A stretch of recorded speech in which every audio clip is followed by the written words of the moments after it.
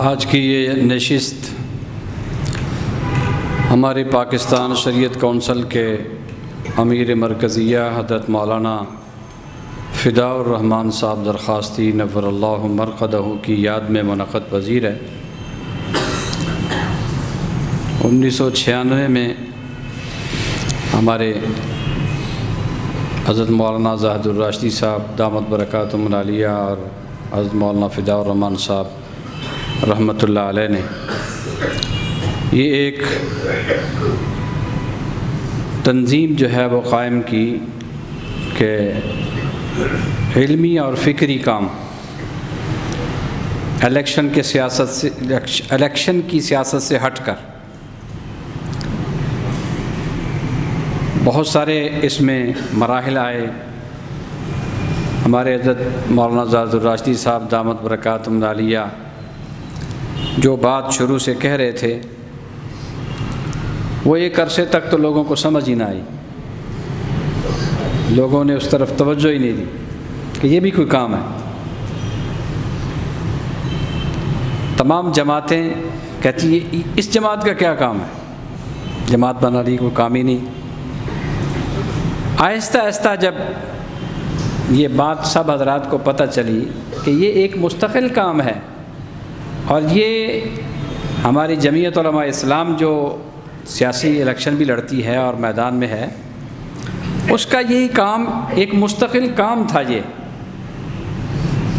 جب حضرت مولانا احمد علی لاہوری رحمۃ اللہ علیہ اس کے امیر تھے، حضرت مولانا غلام غوث ہزاروی رحمۃ اللہ علیہ اس کے ناظم اعلیٰ تھے، حضرت مولانا مفتی محمود رحمۃ اللہ علیہ جب اس جماعت کی انہوں نے قیادت سنبھالی اور اتحادی ہماری سیاست جو ہے وہ شروع ہوئی تو پھر بہت سارا یہ کام جو ہے وہ ہمارا پیچھے چلا گیا۔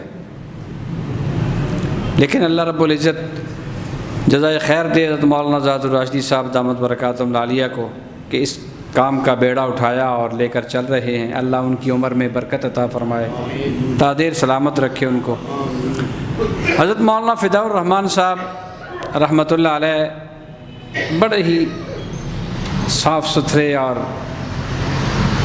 سونی زندگی گزار کر گئے ہیں، ہر لحاظ سے،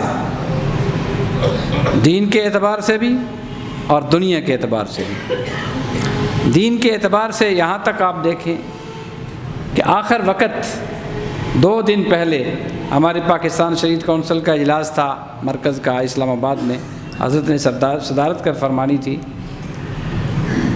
تو کچھ عارضہ پیش آ گیا، اجلاس میں نہ آئے۔ اجلاس کے بعد حضرت مولانا زاہد صاحب بھی اور دوسرے حضرات بھی ان کی خدمت میں حاضر ہوئے وہاں پر، تو یہی قاری محمد عثمان صاحب ابھی جو تلاوت فرما رہے تھے، ان سے مجلس میں حضرت کا یہ معمول ہوتا تھا کہ وہ جب مجلس شروع ہوتی تو کہتے بھائی تلاوت کرو، کوئی تلاوت کر دیتا، کوئی نعت خوان ہوتا تو اس سے نعت سنتے اور خوب داد دیتے اس کو، اور پھر بعد میں بیان کا وقت ہوتا تو بیان فرما دیتے، ورنہ ایک آدھ نصیحت فرما کے دعا کر دیتے۔ ساری زندگی معمول رہا۔ اس دن بھی وہاں پر تلاوت قاری محمد عثمان رمضان صاحب نے کی اور یہ آیات پڑھی، یا ایتھا النفس المطمئنہ ارجعی الی ربک راضیۃ مرضیہ فادخلی فی عبادی وادخلی جنتی۔ جب تلاوت ختم کی تو حضرت مولانا فداء الرحمان صاحب رحمۃ اللہ علیہ فرمانے لگے کہ بھئی تلاوت تو موقع کی ہے، آیات تو موقع کی تلاوت کی، یعنی دل میں ایک یہ تھا کہ اللہ کی طرف جو ہے وہ جا رہے ہیں۔ ہمارے حاجی سعید صاحب کی طرح جسم جو ہے ان کا بڑا وزنی تھا، بھاری بھرکم جسم تھا۔ آپ جنہوں نے دیکھا ہے انہوں نے تو دیکھا ہے، چہرہ نہایت ہی خوبصورت، گلاب کی طرح چمکتا ہوا اور سرخ۔ ان کی مختصر ایک سوانح جو ہے ان کی زندگی میں لکھی گئی، اس میں میں نے ایک واقعہ پڑھا کہ حضرت مولانا فداء الرحمان صاحب نے اسفار بہت کیے ہیں پوری دنیا میں۔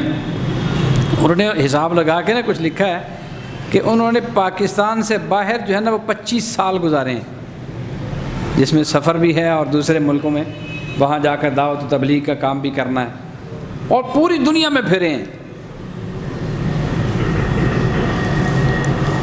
کہتے ہیں ایک دفعہ وہ کینیڈا جا رہے تھے،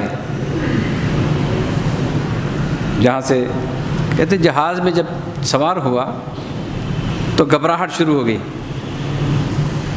اوراد و وظائف جو ہے وہ مزید بڑھ گئے، یعنی بس وہ لگے ہوئے پڑھ رہے ہیں کچھ نہ کچھ۔ جب جہاز لینڈ ہوا، اترے، وہاں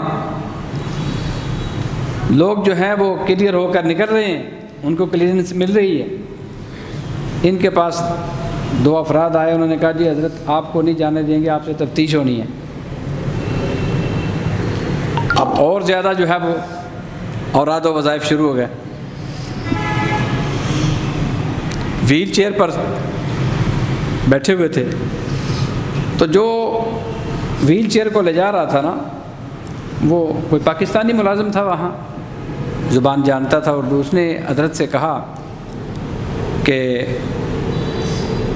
آپ نے گھبرانا نہیں ہے، ایک تو پانی نہ ان سے مانگیں، دوسرا قضائے حاجت کے لیے نہ جائیں،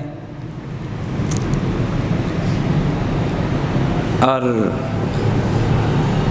بھائی وہ چیمہ صاحب کو اندر لے چلو مولانا کے پاس۔ مولانا فدا الرحمان صاحب کہتے ہیں کہ میں وہاں چلا گیا، انہوں نے جا کر سوالات جو شروع کیے، تو ایک سوال جو ہے وہ یہ کیا کہ آپ مولانا فضل الرحمان کے ساتھیوں میں سے ہیں، آپ ان کی جماعت کے ہیں اور آپ ان کے ساتھ ہیں، فلاں موقع پر کیا ہوا، یہ ہوا، سوالات ہوتے رہے۔ مولانا نے فرمایا کہ دیکھو بھائی، میں تو یہ سمجھتا تھا کہ آپ جھوٹ نہیں بولتے، آپ نے تو میرے ساتھ جھوٹ بولا ہے۔ انہوں نے کہا کہ آپ دستار بندی جو ہے وہ کسی کی کر رہے تھے وہاں۔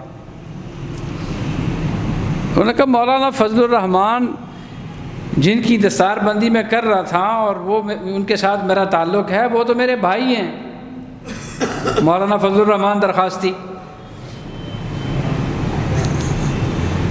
اب وہ اپنے ساتھیوں کے جنہوں نے اطلاع دی تھی، انفارمیشن دی تھی، ان کی طرف متوجہ ہو کر کہنے لگا کہ یار تم نے غلط اطلاع دی ہمیں۔ بڑی سبکی ہوئی ہماری ان کے سامنے۔ اور پھر کہ آپ کا تعلق جو ہے وہ افغانستان سے بھی ہے، آپ مولا عمر کے بھی ساتھی ہیں، وہ نہیں اس کے بھی اس قسم کے سوالات ہوئے۔ تو انہوں نے کہا کہ اس میں بھی دستار بندی تھی کیا؟ کوڑا کھٹک میں آپ ان کی دستار بندی کر رہے ہیں؟ انہوں نے کہا کتنی تصویریں یہاں پھرتی ہیں کہ جس کو لوگ کہتے ہیں کہ یہ مولا عمر کی تصویر ہے، میں تو جس دستار بندی کر رہا تھا وہ تو محمد عمر تھا، وہ کوئی اور تھا۔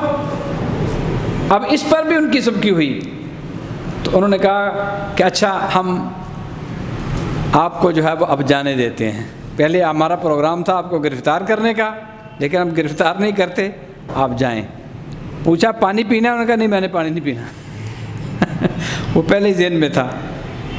تو مولانا حضرت درخواستی رحمۃ اللہ علیہ جن کے والد تھے، وہ تو بہت بڑے اللہ والے بزرگ، یہ بھی ایسے ہی تھے، اپنے باپ کے جانشین سے ہی۔ تو بہرحال اللہ تبارک و تعالیٰ ان کے درجات کو بلند فرمائے۔ یہ چند گھڑیاں جو ہیں وہ ان کی باتیں جو ہیں وہ ہوں گی، ہم سنیں گے۔ حضرت مولانا ذات الراشدی صاحب بھی تشریف لائے ہوئے ہیں، مولانا عبدالرؤف فاروقی صاحب بھی، ہمارے مجلس احرار اسلام کے جنرل سیکرٹری جناب حاجی عبداللطیف چیمہ صاحب وہ بھی تشریف لا چکے ہیں۔ میں درخواست کروں گا اپنے برادر جناب مولانا حافظ محمد قاسم صاحب گجر کو کہ وہ تشریف لائیں اور نعت رسول مقبول صلی اللہ علیہ وسلم سنائیں، کہ آج کی اس محفل اور مجلس کا ثواب جو ہے وہ تو حضرت کی روح کو پہنچانا ہے، تو یہ بھی ایک عبادت ہے حضور اکرم صلی اللہ علیہ وسلم کی نعت کو سننا۔ تشریف لائیں اور نعت رسول مقبول صلی اللہ علیہ وسلم۔